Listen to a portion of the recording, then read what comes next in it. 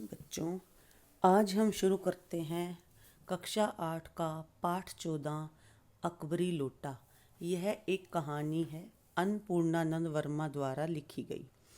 इस कहानी में लाला झाऊलाल को खाने पीने की कमी नहीं थी, यानी झाऊलाल की आमदनी ठीक थी। काशी एक शहर का नाम है और ठठेरी बाजार एक बाजार का नाम है। उसमें उनका मकान था, नीचे दुकानें थी और ऊपर वो रहते थे। तो 100 रुपये उनसे किराया एक मंथ का आता था। अच्छा खाते थे, अच्छा पहनते थे, परंतु 250 रुपये एक साथ आँख सेकने के लिए भी न मिलते थे। यानी 100 रुपये तो किराया आता था, परंतु 250 रुपये एकदम देखने के लिए उनके पास नहीं थे। 100 रुपये बच्चों किराया आपको कम लग रहा होगा, क्योंकि ये बहुत पुरानी कहानी लिखी हुई है। उस समय 100 रुपये काफ़ी मोटी रकम मानी जाती थी।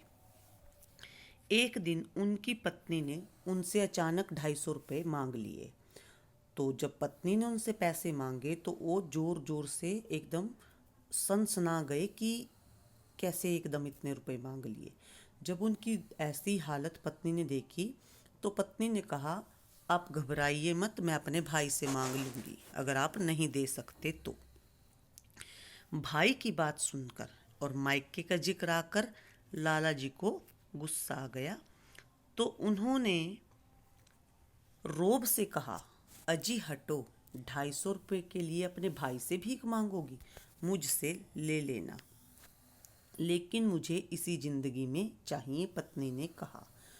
तो लाला जी ने कहा, इसी सप्ताह में लेना। तो पत्नी ने कहा, 7 दिन से मतलब या 7 वर्ष से है। तो झाऊलाल ने कहा, आज से 7वें दिन आप मुझसे 250 रुपये ले लेना। लेकिन 4 दिन यूं ही बीत गए, रुपयों का कोई भी इंतजाम न हो सका। तब उनको चिंता होने लगी, क्योंकि इज्जत का सवाल था। पत्नी को वादा किया था और पत्नी उसके बारे में क्या सोचती अगर वो पैसे ना दे पाता, क्योंकि पहली बार उसकी पत्नी ने उनसे कुछ रुपए मांगे थे। अगर इस समय वो ना देते तो अपनी पत्नी को क्या मुंह दिखाएंगे, ऐसा सोचकर वो चिंता में डूब गए। एक दिन और बीत गया। 5वें दिन उन्होंने घबरा कर पंडित बिलवासी मिश्र, जो उनका मित्र भी था, उनको अपनी दुख भरी कहानी सुनाई कि क्या है, ऐसा क्या हो गया। कुछ ऐसा समय था कि उस समय बिलवासी जी भी खुक थे मतलब उनके पास भी पैसे नहीं थे। परंतु उन्होंने कह दिया कि मैं कल शाम तक आपको अगर मिल गए तो कहीं से लाकर दे दूंगा। तो शाम हो गई, अगले दिन लास्ट दिन आ गया हफ्ते का। अगले दिन 250 रुपये देने थे पत्नी को। तो पत्नी को देने तो थे, पर अगर ना मिले तो पत्नी उनको फांसी थोड़ी ना चढ़ा देती, परंतु वो जरा सा हंस देती। और वो हंसी कैसी होगी ये सोचकर झाऊलाल में मरोड़ पैदा हो जाती थी। यानी वो नहीं सहन कर सकते थे उनका अपनी पत्नी की ताने भरी हंसी से वो नहीं सहन कर सकते थे। उसके बाद शाम को पंडित जी को आना था, बिलवासी जी को आना था। तो झाऊलाल सोचने लगे, अगर वो ना आए और रुपयों का प्रबंध न हो सका तो क्या होगा। इसी कश्मकश में वो छत पर टहलने चले गए। तो छत पर जब वो पहुंचे तो उनको प्यास लग गई।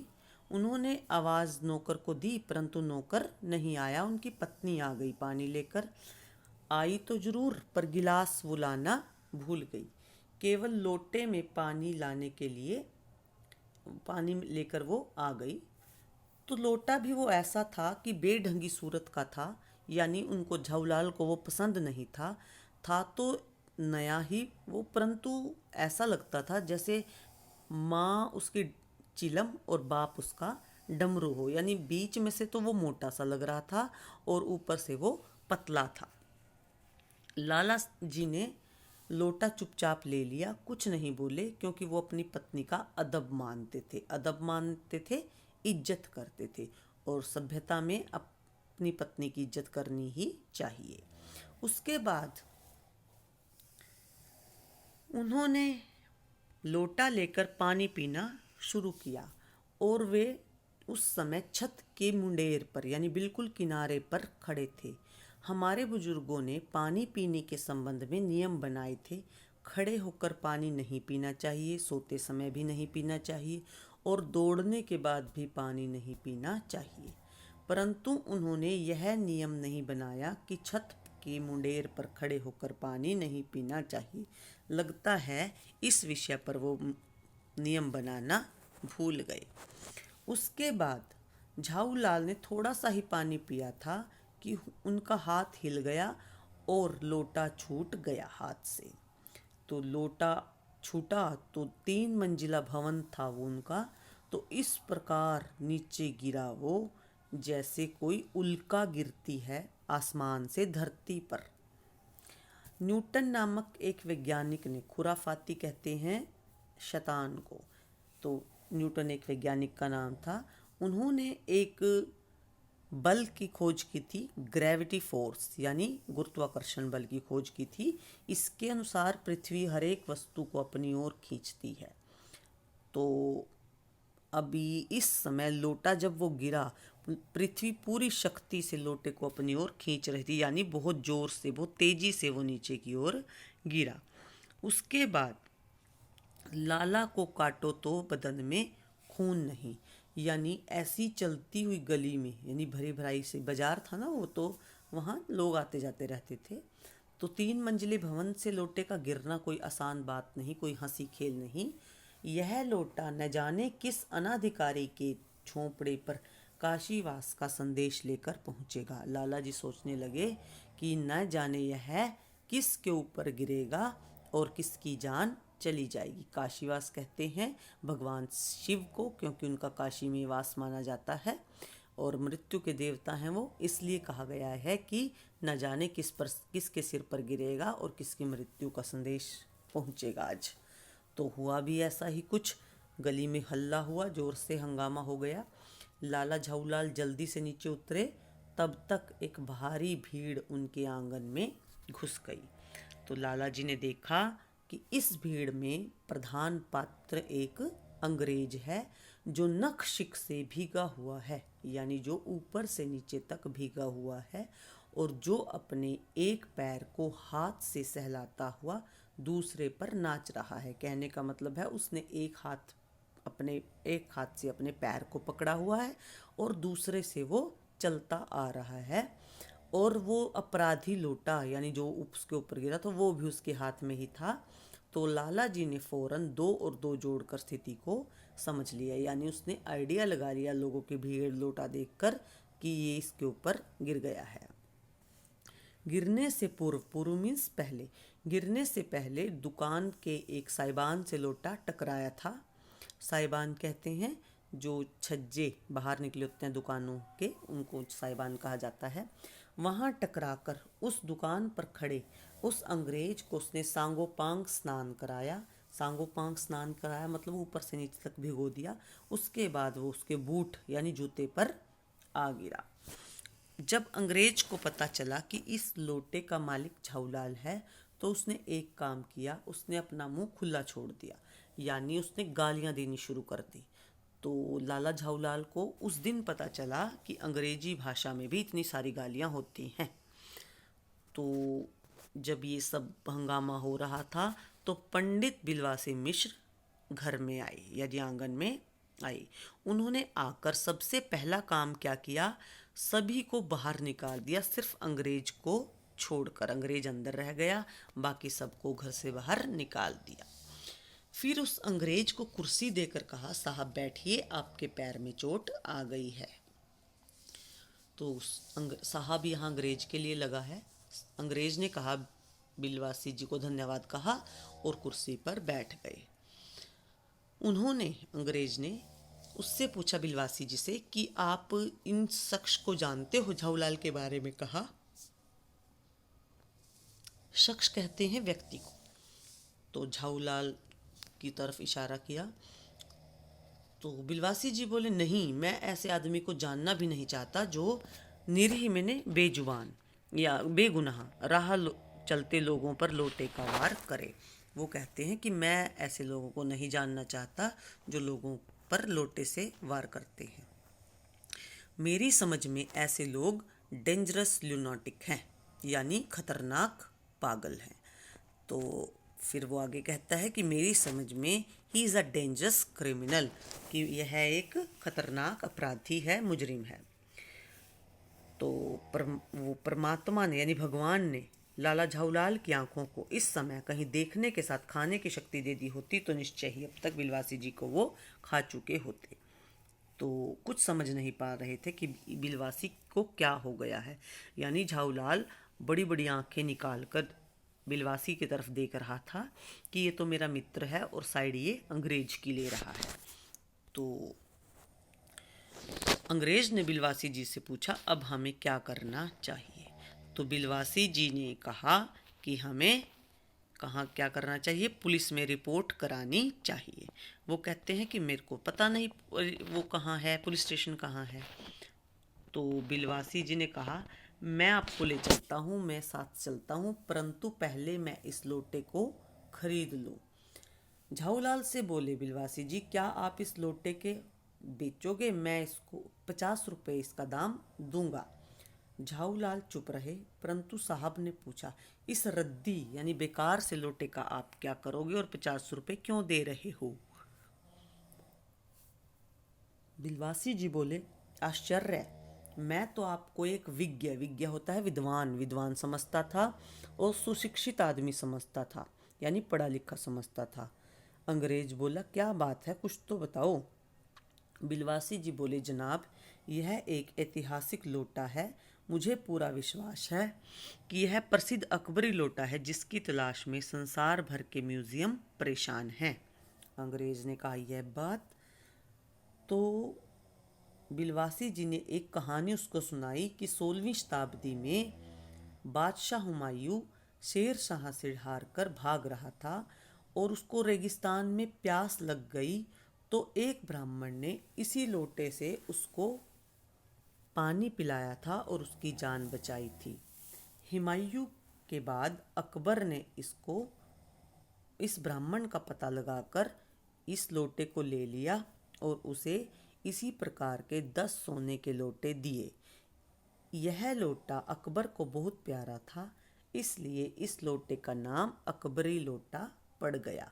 वह इसी से वज्जू करता था। वज्जू कहते हैं मुस्लिम लोग जब हाथ पैर धोते हैं नमाज अदा करने से पहले, उसको वज्जू कहते हैं। उसके बाद काफ़ी समय तक यह शाही घराने में रहा और उसके बाद यह लापता हो गया।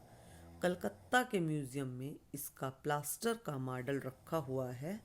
पता नहीं यह लोटा इस आदमी के पास कैसे आया। म्यूज़ियम वालों को पता चलेगा तो फैंसी दाम देकर इसको खरीद ले जाएंगे। फैंसी दाम कहते हैं महंगे दाम, महंगे पैसे, ज़्यादा पैसे। इस विवरण को सुनकर साहब की आंखों पर लोभ और आश्चर्य का ऐसा प्रभाव पड़ा कि वे कोड़ी के आकार से बढ़कर पकौड़ी हो गई, यानी उसकी आंखें बड़ी बड़ी हो गई। उन्होंने बिलवासी जी से पूछा, आप इस लोटे का क्या करोगे? बिलवासी जी ने कहा, मुझे पुरानी और ऐतिहासिक चीज़ें खरीदने का शौक़ है। अंग्रेज ने कहा, ये शौक़ तो मुझे भी है। जब यह लोटा मेरे ऊपर गिरा था उस समय मैं पुरानी चीज़ें ही उस दुकान में खरीद रहा था, कुछ पीतल की मूर्तियाँ खरीद रहा था। जो भी कुछ हो लोटा मैं ही खरीदूंगा। बिलवासी जी ने कहा। तो अंग्रेज बोले, वाह, आप कैसे खरीदोगे, ये तो मेरा हक है। तो वो कहते हैं, जरूर, आप बताओ कि इस लोटे ने पानी से किसको स्नान कराया? बिलवासी जी ने कहा, आपने स्नान, इस लोटे से किसने स्नान किया? बिलवासी जी ने कहा, आपने। ये किसके पैरों पर गिरा? बिलवासी जी ने कहा, आपके। उसने अंगूठे का भुर्ता किसका बनाया? आपका बनाया। तो अंग्रेज कहता है कि ये लोटा मेरा ही है, खरीदने का हक है। तो बिलवासी जी उसको बोले, चलो छोड़ो, जो ज़्यादा दाम देगा वो लोटा ले जाएगा, मैं इसके। अंग्रेज कहता है, ठीक है, मैं इसके 100 रुपये दूंगा क्योंकि आपने 50 दिए थे। तो बिलवासी जी कहते हैं, 150 दूंगा मैं। अंग्रेज कहता है, मैं 200 दूंगा।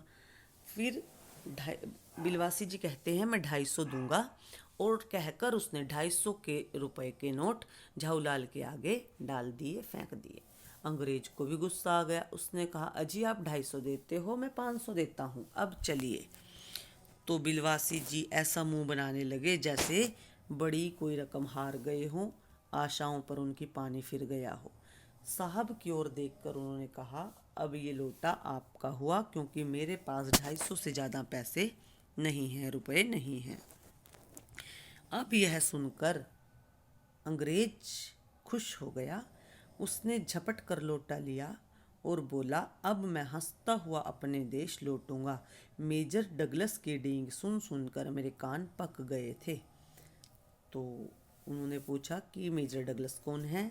वो अंग्रेज बोला, मेजर डगलस मेरे पड़ोसी हैं, उन्हें पुरानी चीज़ें इकट्ठा करने की का शौक़ है और हम दोनों में होड़ लगी रहती है, यानी कंपटीशन चलता रहता है।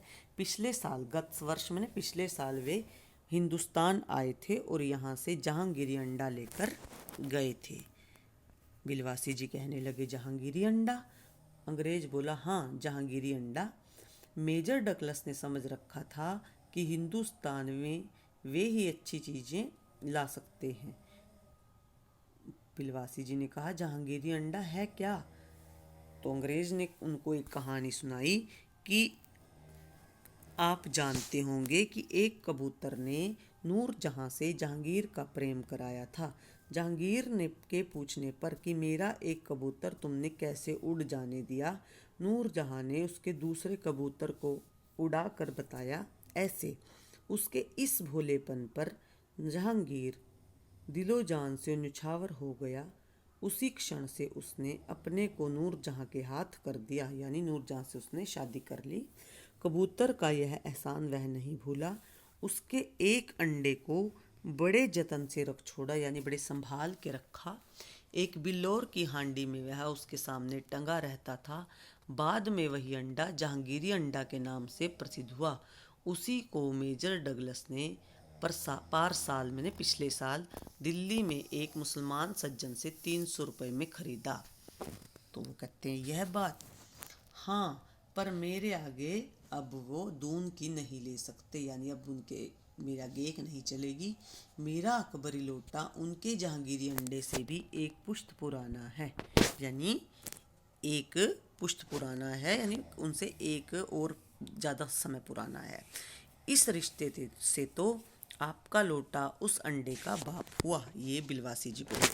साहब ने लाला झाऊलाल को 500 रुपये देकर अपनी राह ली।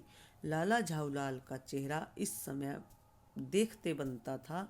उनकी 6 दिन की बढ़ी हुई दाढ़ी का एक एक बाल खुशी के मारे लहरा रहा था, क्योंकि उसको पैसे मिल गए थे। अब उन्होंने बिलवासी जी से पूछा कि आपके पास तो पैसे नहीं थे, आप कहाँ से लाए? तो बिलवासी जी ने कहा, इसको मैं जानता हूँ और मेरा भगवान जानता है, मैं आपको नहीं बताऊँगा। मुझे 2 घंटे का काम है, मैं थोड़ी देर में आता हूँ। और इतना कहकर उन्होंने कहा, पहले आप पैसे गिन लो। बिलवासी जी ने कहा कि आप पहले पैसे गिन लो।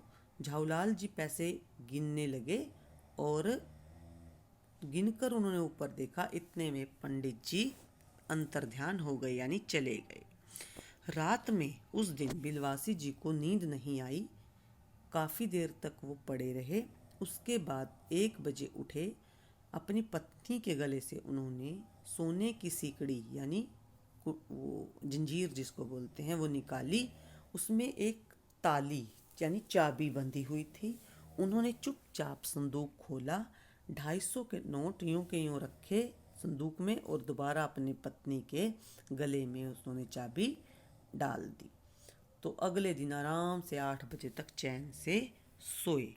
तो बच्चों, ये थी कहानी अकबरी लोटा, अन्नपूर्णानंद वर्मा द्वारा लिखी हुई। यानी कहने का मतलब है कि बिलवासी जी ने रुपयों का प्रबंध कहाँ से किया था? अपनी पत्नी के संदूक से, सोई हुई पत्नी के संदूक से उन्होंने पैसे निकाले थे। तो बच्चों, ये आपको समझ में कहानी आ गई होगी। आप इसको अच्छी तरह से एक बार और पढ़ लेना, ये आपको और समझ में आ जाएगी।